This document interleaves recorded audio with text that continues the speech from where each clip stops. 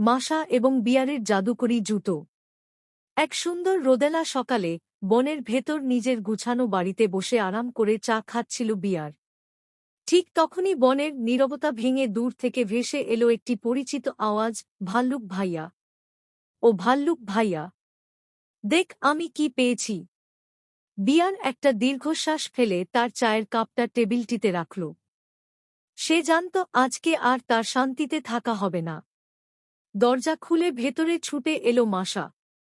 তার পায়ে এক জোড়া চকচকে লাল রঙের অদ্ভুত জুতো। মাশা বলল, দেখো, আমি বনের ধারে এই জাদুকরি জুতো জোড়া পেয়েছি। এগুলো পায়ে দিলেই কেমন যেন নাচতে ইচ্ছে করে। শুরু হলো হুলস্থুল। বিয়ার কিছু বুঝে ওঠার আগেই জাদুকরি জুতো জোড়া নিজে থেকেই চলতে শুরু করল। মাশা আর থামতে পারছে না। সে ঘরের ভেতর এক চক্কর দিয়ে বিয়ারের সাজানো দাবার বোর্ড উল্টে দিল, তারপর আলমারির ওপর দিয়ে লাফিয়ে গিয়ে রান্নাঘরের সব হাঁড়ি পাতিল ফেলে দিল। মাশা চিৎকার করে বলল, বাঁচাও ভাল্লুক ভাইয়া, এই জুতো তো থামছেই না। এটা আমাকে নিয়ে বনের দিকে যাচ্ছে।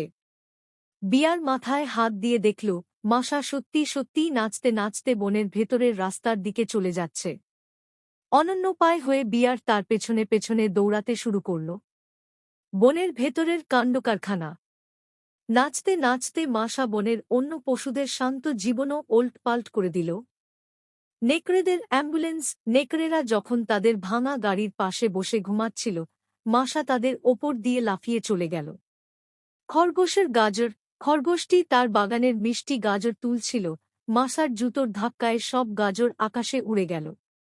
হিমালয়ান ভাল্লুক। বনের অন্য শক্তিশালী ভাল্লুকটি যখন ব্যায়াম করছিল, মাশা তার পায়ের নিচ দিয়ে ডুলুংবুলুং করে নাচতে নাচতে চলে গেল, যা দেখে সে বেশ বিরক্ত হল।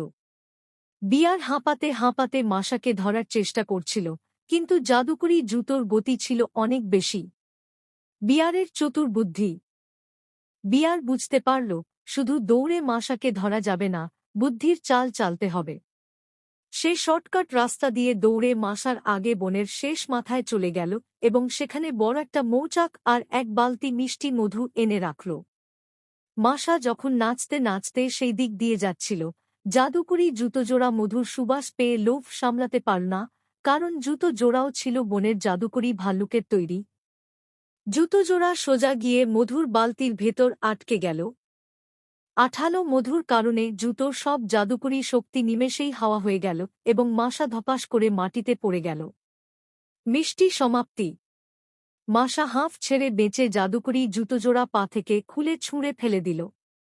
সে বিয়ারকে জড়িয়ে ধরে বলল, উফ, আর কখনো না বুঝে জাদুকরি জিনিসে পা দেব না। ধন্যবাদ ভাল্লুক ভাইয়া। বিয়ার মুচকি হাসল এবং মাশাকে কাঁধে তুলে নিয়ে আবার বাড়ির দিকে রওনা হল।